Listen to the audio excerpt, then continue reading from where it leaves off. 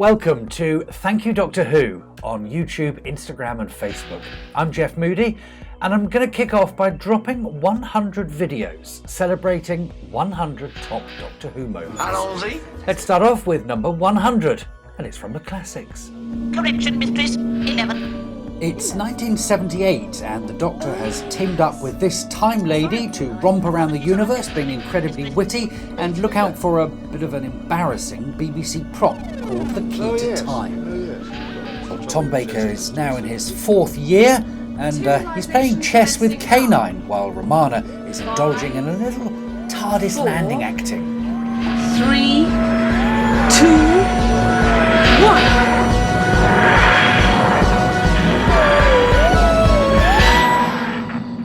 Androids of Tara, the time Doctor Who went all Game of Thronesy.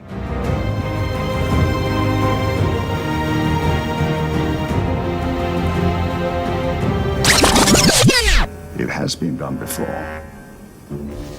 In the days before Bad Wolf and Torchwood and Timeless Children, Doctor Who produced its first major story arc, The Key to Time. For a whole season, Tom Baker's Doctor and Time Lady Romana went on a kind of treasure hunt round the galaxy, looking for 6 segments to the Key to Time, and Romana dressed to impress. Tara. Right, we've gone out of the main area now. We're in another part of the TARDIS. Tally-ho. Tara. The clothes rail.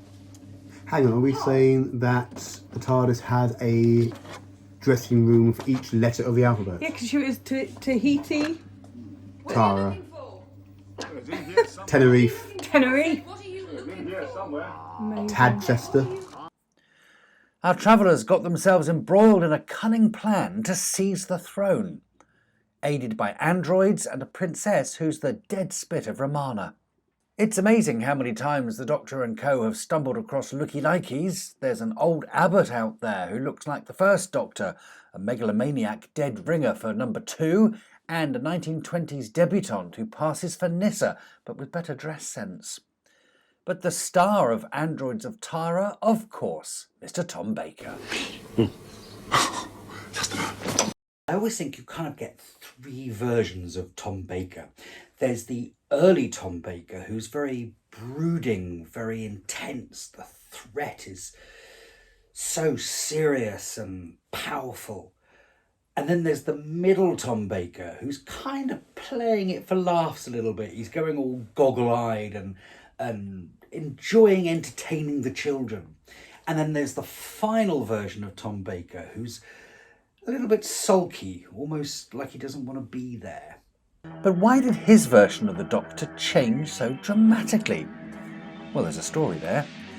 2 years before, Doctor Who was produced by him and script edited by him. It was full of gothic horror and bits that made toddlers pee their pants in fear. Or was that just me? Well, the show became more popular than ever and produced its most consistent run of great stories. The architects of Britain's golden age. But they went a bit far. They started doing stuff like this. And that piqued the interest of Doctor Who's greatest villain. Mary Whitehouse was a Christian campaigner who spent the 70s complaining that TV was too violent, too sexual, too damn fun. She set her sights on Who, coining the catchphrase, "Tea time terror for tots." Well, the BBC gave in to a knee-jerk reaction. Producer Philip Hinchcliffe was sent off to other projects, and new producer Graham Williams was told, make it fun, make it funny, make it for kids. TB got behind the plan with a passion and came up with some ideas for the show he would describe as killingly funny, although often no one else did. But dear old Tom, Doctor Who's great-granddaddy, was getting a bit big for his boots back then, and sometimes he got away with murder. But Androids of Tara was pitch perfect, sparkly, spangly, special. Tom Baker dazzles in every scene. I mean, he manages not to laugh when an actor slips in a rude word. My name is Till. I'm body servant to the Count. She would have me tell you that she fears for the Count's safety. He sword fights with Pertwee-esque aplomb. He really is at the top of his game. But what of my 100th Doctor Who moment? Well, it comes virtually at the very beginning. And there's a great build-up.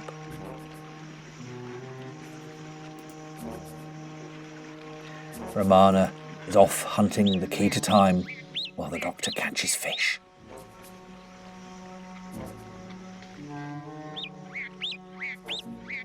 But hey, there's a threat already. A monster in the forest. Nice bit of suspense here. A rustling in the leaves.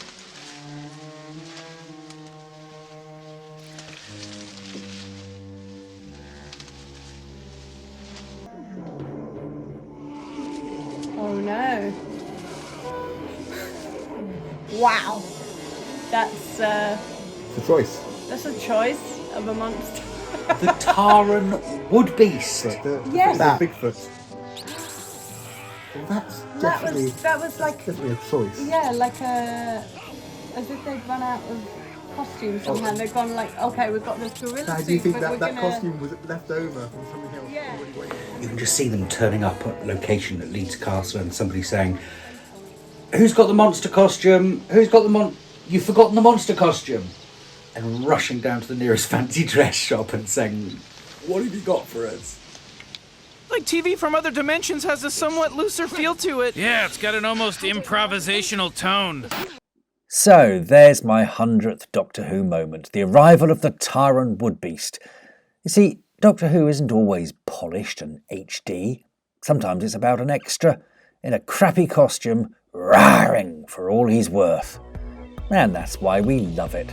From bad special effects to wobbly scenery, there's a lot to love when it goes a bit wrong.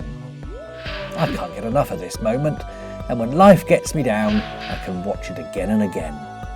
Oh, and guess what? Someone actually bought the Taran Woodbeast outfit. It's sold at auction for 1,200 quid. So if you own the Woodbeast of Tara, let us know here at Thank You Doctor Who. We'd like to try it on. 1 down, 99 to go. Don't forget to follow me, subscribe, like, all of that stuff. And I'll see you for the next one, which will be from the new series.